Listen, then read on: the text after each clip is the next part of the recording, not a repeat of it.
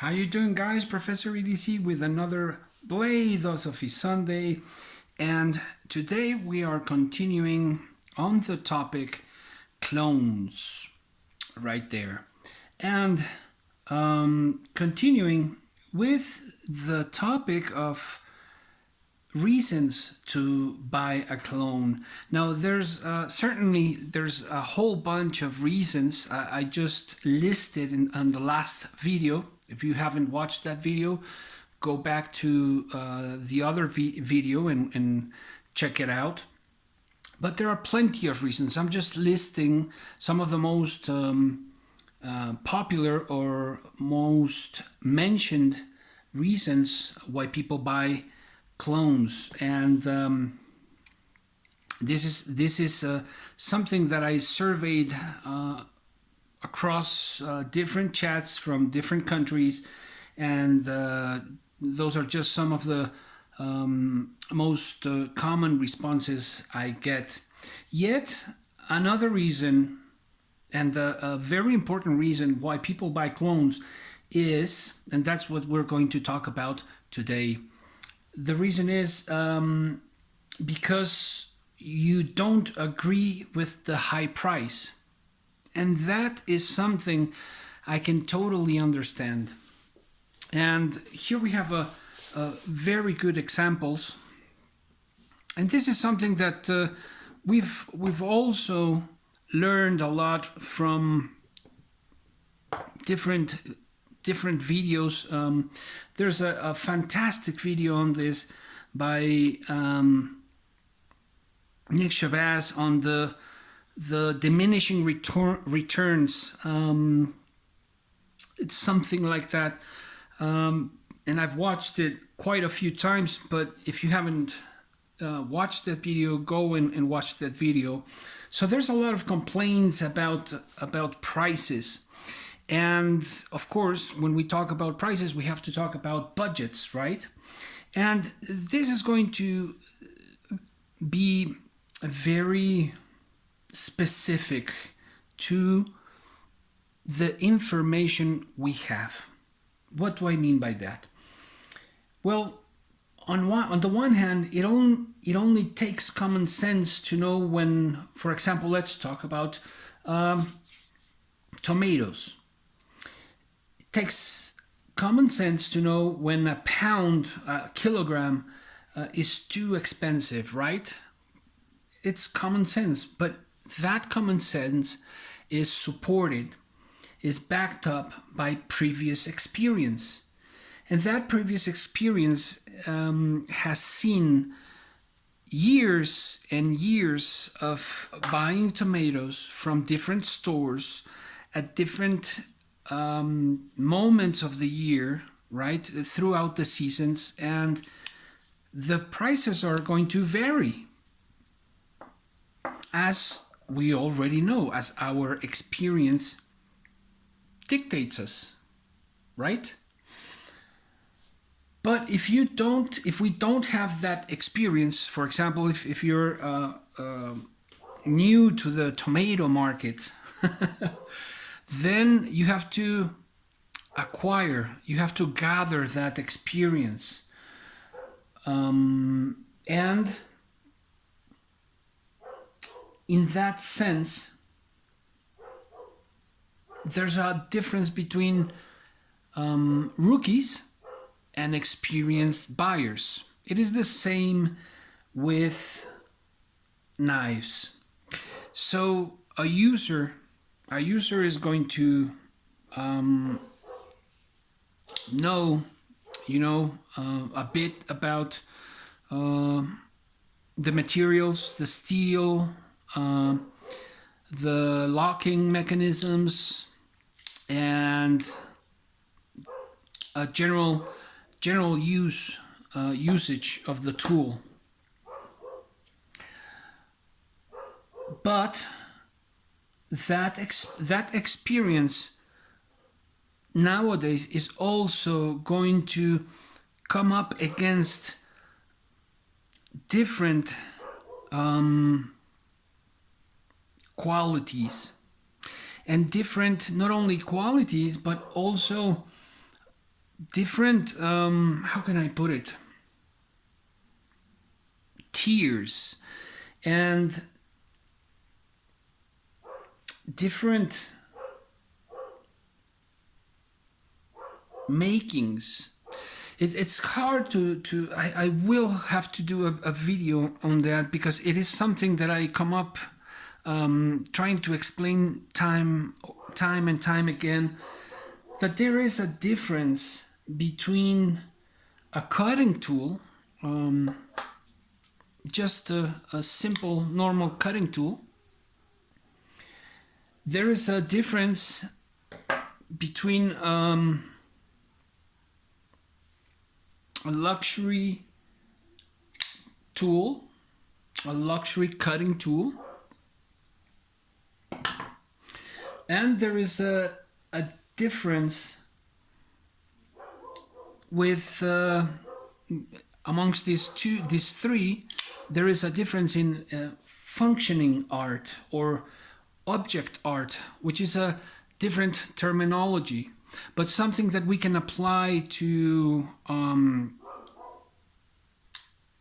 custom work. Of course, this is not a custom Hellraiser, I wish, but it's a production line Hellraiser, and you know, this gets me closer. This in itself, I love the way the design and the way it's built and just done. Everything about this knife I love. But if you if you take a look at the custom Hellraiser, if you haven't seen the custom, go and watch my friend Dirk Werning's channel, and he has the most complete set of videos about the Hellraiser, and they're just fabulous. Anyways, but that thing, that item, that functional piece of art costs around $3,500. And I just don't have the money for that. I do, however, have the money for this, and you know, paying around $260 for this against those 3,500. Yeah, they're not the same materials. It's not the exact same design. This is not a custom. It's not a one-off, but it's just a fantastic design, and I'm willing to pay the price for this. I wish I had the money to pay for the custom, but I don't. And that's what takes us to today's discussion. As we are talking about customs and tomatoes and clones, I can absolutely understand the people that look at something like this and say it's just too expensive. It's not worth it. And there are plenty of people who argue and who say that. It's not just a few, but a whole bunch of people. And though I may argue various points, I can absolutely understand where they're coming from. And here's where I want to draw a line. Production-based knives, I think, are starting to go overboard on pricing.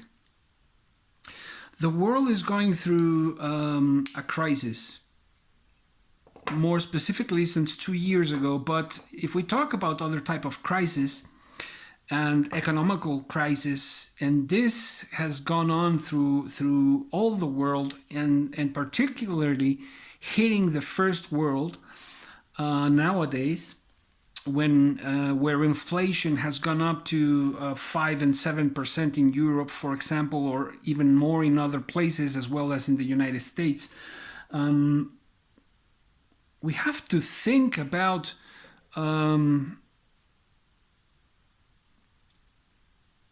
pricing. I myself, as a business person, I produce strops, leather strops, and I sell my handmade leather strops and diamond pastes. And I have to think and adjust my prices to the reality that we are living. And these companies are not doing so. I don't know if Chris Reeve has raised his prices. I sure hope not. But they're... I'm not saying they don't have the quality, and I've spoken about this. I've spoken about all the reasons why the pricing in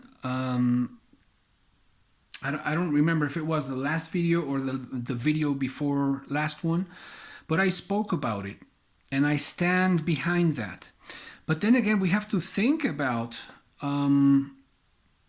the pricing that continues year by year, and that something that started at around $175, I think, is up to $230 now.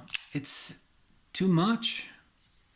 Love this design, and if I was to want a Strider, but don't want to pay the money, well, I can, and I don't want to buy a clone, then I can buy a Spyderco Shaman, and it's absolutely worth it, you know, and it's a great stand-in for the Strider. Same goes for the XM18. Don't want to pay the money for this because I don't think it's fair or whatever. Well, I can always go to the Doug Ritter RSK MK2G or 1G or whatever G. You know, same goes for the Sebenza 31. Do you want to pay that price?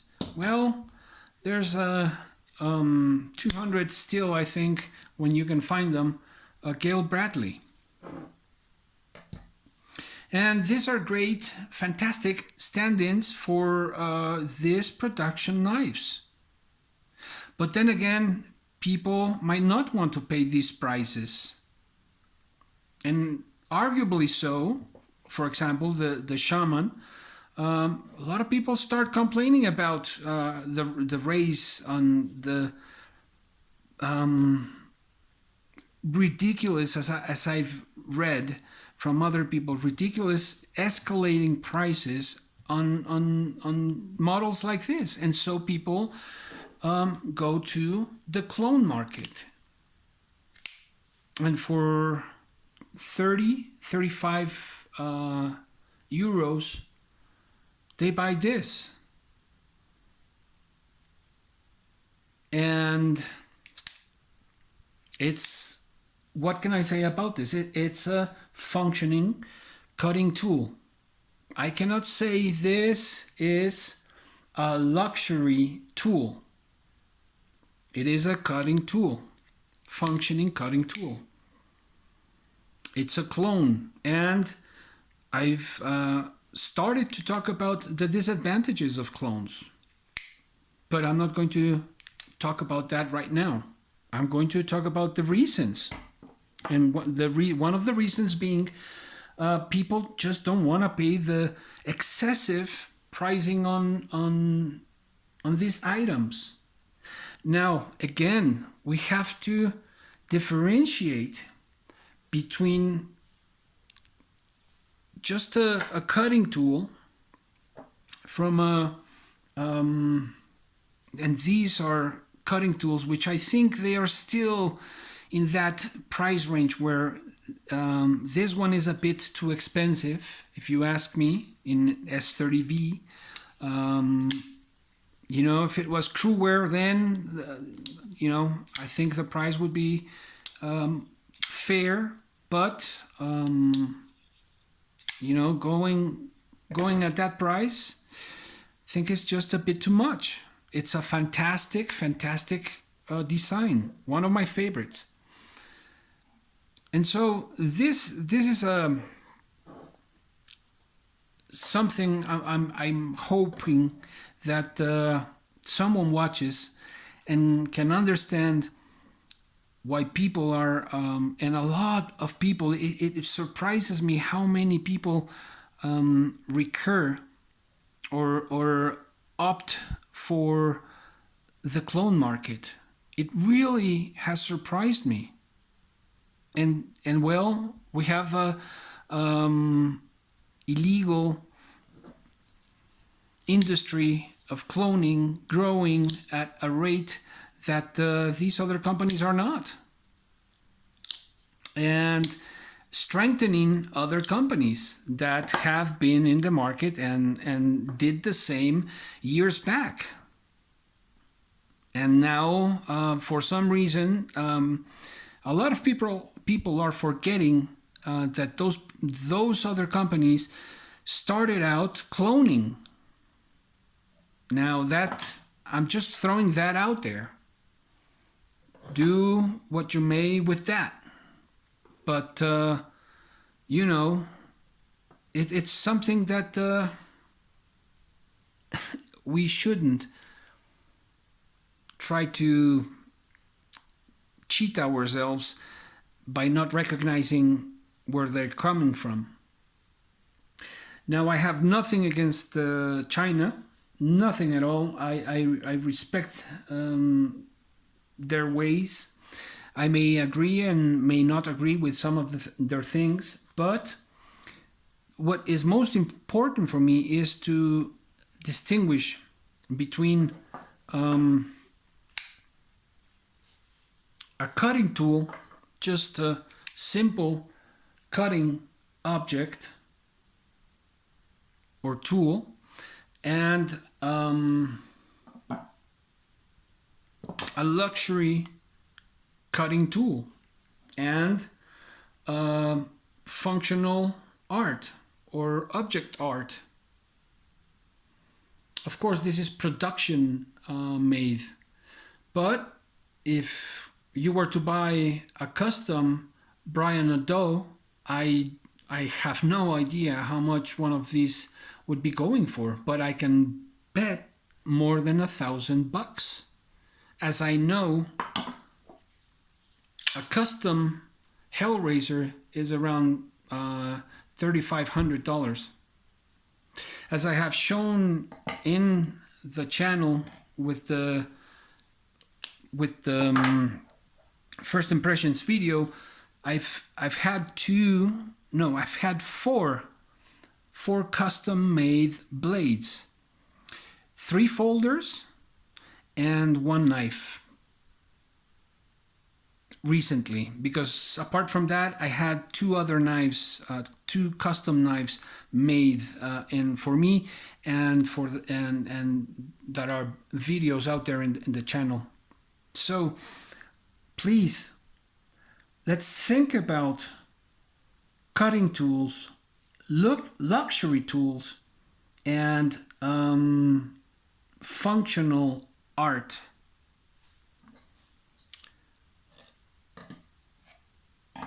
And of course, the pricing on this, people are resorting to clones, and there is a reason why. And I know many knife companies pay attention to what a lot of us in the community say, and that's especially what this video is going for. Of course, for for everybody. This is open to everybody, but prices are really going sky high, in my opinion. And I can understand the price of a custom knife, totally. And I can understand the price of a quality item, luxury item like this. But I can also understand why people are resorting to well-made clones. This is not an excuse. This is not, I'm not saying that I'm supporting that, but I can understand it, absolutely. And I know that this market is growing very fast. And so we're going to keep on talking about this and go deeper into it and go into other aspects. Meanwhile, I hope to hear from you guys, and please share. I think it's a most interesting topic, and let me know, okay? Hope you have an excellent week. Professor EDC out.